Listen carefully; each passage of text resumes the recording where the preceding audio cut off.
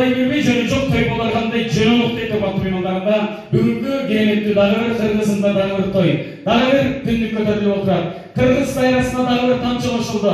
Бүгүнкү махаббат майрамынын ээлери ак босогоно буюрса сиздердин алдыңыздарга чыгуу алдында турат. Бактылуу жубайлар эки жаш Амантур жана Асылзатты орундуктан тик туралы, алаканды чабалы, эки жашты жар-жарай ыры жаңырсын ыйык абыркөзгө чакырып алалы.